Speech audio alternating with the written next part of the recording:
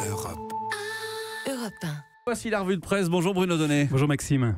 Dans la presse, aujourd'hui Bruno, il est beaucoup question du temps. Le temps est rien d'autre, le tien, le mien, celui qu'on veut l'autre. Vous avez tous en tête cette merveilleuse chanson signée Charles Aznavour et dédiée au temps qui passe. Eh bien ce matin, elle apparaît tout indiquée pour nous servir de fil conducteur, tant vos journaux, voyant probablement le spectre de la fin d'année arriver à grands pas, se sont passionnés pour ce thème. Et c'est d'abord l'Obs qui pose sur son site internet cette jolie question: au bout de combien de temps est-on vraiment en retard? Ah oui, c'est une bonne question ça. C'est une chercheuse américaine installée en France depuis 17 ans, Erin Meyer, qui s'est penchée sur la question. Et ce qu'elle écrit est passionnant, car figurez-vous que selon l'endroit du monde dans lequel on se trouve, on n'a absolument pas la même perception du retard. Ainsi, nous dit-elle, si vous vivez au sein d'une culture qui a une conception rigoureuse de la gestion du temps, comme en Allemagne ou en Scandinavie par exemple, eh bien vous devez d'être strictement à l'heure. En revanche, en France, arriver avec 7 ou 8 minutes de retard, c'est toujours être à l'heure. Alors qu'au-delà d'un quart d'heure, les problèmes sérieux commencent, tandis qu'en Afrique ou en Inde, être en retard d'une demi-heure ne pose aucun problème. Et les problèmes de retard et de temps, Bruno, il en est tout d'abord question aussi dans la presse au sujet de la SNCF, on vient d'en parler. Le temps perdu, le temps de la vie. Voilà, vous venez d'en parler avec votre invité Maxime. Le temps perdu dans les trains fait la une des journaux. Quand la SNCF déraille, c'est le titre qu'a choisi le Parisien aujourd'hui en France, qui écrit sous la plume de Nicolas Charbonneau des passagers qui ont vu leur train partir avec une demi-heure de retard ou, plus cocasse, avec une demi-heure d'avance. Ah oui, c'est pas de bol. Or, une demi-heure, ça nous paraît beaucoup à nous précisément parce que nous ne sommes pas africains. Alors, le quotidien La Croix a tenté de comprendre pourquoi la SNCF avait connu cette année de telles difficultés. Et la réponse est simple, elle a du mal à rattraper son retard, nous dit le journal, son retard en matière d'infrastructure. La faute aux investissements que l'entreprise concentre depuis 30 ans sur les seuls TGV. Mais pendant que la SNCF prend du retard en matière d'entreprise, il en est d'autres qui ne perdent pas de temps. Le temps des jeux, le temps des affaires. Car pour ce qui concerne les affaires, le temps, vous le savez, c'est de l'argent. C'est ce que semble vouloir nous dire Marianne.fr, qui s'est intéressée au sort des salariés de PSA et de Pimki qui vont se retrouver sur le carreau à peine les décrets d'application signés. Il est bien sûr question ici des ordonnances travail, un dispositif, estime Marianne, censé faciliter les embauches et qui commence donc par faciliter les licenciements. Et après le temps qui passe, Bruno, les journaux s'intéressent également au temps qu'il fait. Le temps frileux et le temps des songes.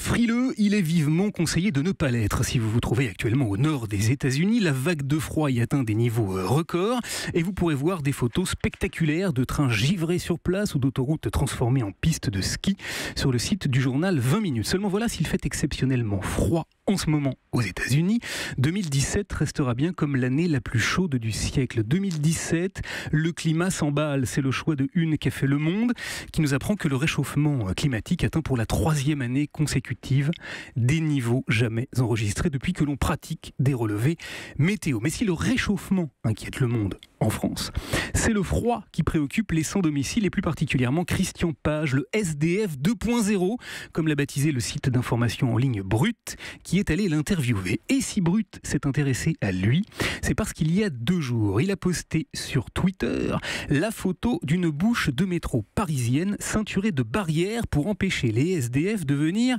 s'y allonger et de s'y réchauffer. Mais, non content de poster cette image, Christian Page avait aussi interpellé Anne Hidalgo, lui reprochant, je cite, son inhumanité. Eh bien, son apostrophe, par réseau social interposé, n'a pas tardé de toucher la maire de Paris, car devinez un peu ce qu'il a dit et montré aux caméras de Brut. Tu vois, ils ont viré les barricades. Ils les ont virées. C'est drôlement bien fait.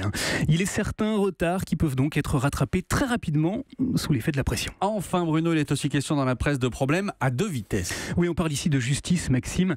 Le Figaro revient dans sa version numérique sur ses parents d'enfants disparus qui dénoncent les carences de la justice française et ses lenteurs, bien entendu. Et puis en matière de lenteur, tous les records auront été atteints dans l'affaire Grégory. Et sur ce sujet, vous pourrez lire le passionnant papier que Patricia Touranchot consacre sur le site des Jours à Muriel Boll, La vérité cadenassée de Muriel Boll, titre-t-elle, rappelant que 33 ans après le meurtre, les gendarmes ont échoué cette année encore à la faire sortir de son silence. Enfin, la lenteur, toujours elle, intéresse également vos journaux régionaux qui, à l'image de Libération Champagne, s'inquiètent de la future limitation de la vitesse à 80 km/h sur les petites routes. Paraît que ça rend les associations d'usagers fous de rage.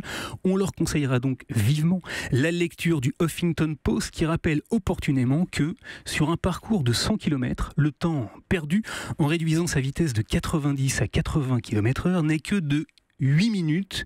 Curieux pays tout de même, qui considère qu'être en retard de 8 minutes à un rendez-vous n'est pas un problème, mais qui refuse obstinément d'en perdre 8 pour arriver entier. Je vous souhaite une bonne journée et je vous invite même au volant à prendre quoi ? Le temps, la revue de presse ce matin signée Charles Aznavour et Bruno Donnet. Merci Bruno. Europe 1.